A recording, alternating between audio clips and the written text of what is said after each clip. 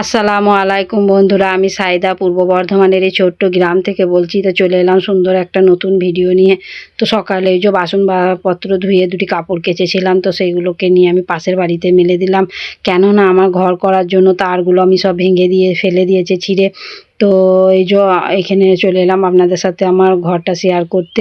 তাই যে দেখুন আমি কীরকম করে ঘর করছি। এক কামরা রুম হচ্ছে আর সিঁড়ি ঘর বারান্দা হচ্ছে। তো এখন এই যে লিল্টন ঢালাই দুদিন হয়েছে। তো এরপরে কিছু একটু হালকা গাঁথনি করবে, আর একটু নয় সিঁড়িটা ওই ধাপটা আছে, তো এটা ঢেলে দিবে। তো বন্ধুরা, অনেক দিন পর আপনাদের সামনে আসছি। কেননা আমার বুঝতেই তো পারছেন, আমার এই যে মাটির যে রান্নাঘরটা ছিল ওইটা আমার কাছে খুব প্রিয় ছিল। তো সেই রান্নাঘরটা ভেঙে দেওয়ার পর খুব মন খারাপ হয়ে গেছিলো। তো এই যে সরকার থেকে কিছু টাকা পেয়েছে আর কিছু ঘর থেকে বার করেছে, দিয়ে ঘরটা করছি।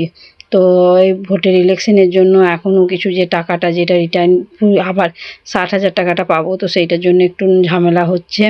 তো সবাই বলছে তো সেই টাকাটা পেয়ে যাব, তো দেখি কি হয়, দেয় কি দেয় না। তারপর তো আমাকে যেমন করে ঘর উদ্ধার করতেই হবে, কেন এরকম করে তো থাকা যায় না।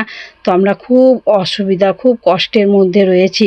এখানটা তো আপনারা দেখেইছিলেন, আমার এখানটা রান্নাঘর ছিল, টাইলস বসিয়ে কি সুন্দর করে করা ছিল রান্নাঘরটা। তো সেইটা অনেক সমস্যার মধ্যে রয়েছি বন্ধুরা, কি বলবো, খুব সমস্যা। এই দুটো বাচ্চা নিয়ে এই ঘরের মধ্যে সমস্ত মালপত্র আমার এই একটা ঘরেতে ভরা। এই বারান্দায় রান্না করা সব রং করেছে, ঘরটা হালেই বাগালাম, সব তেল চিটচিটে হয়ে যাচ্ছে, কি বলবো।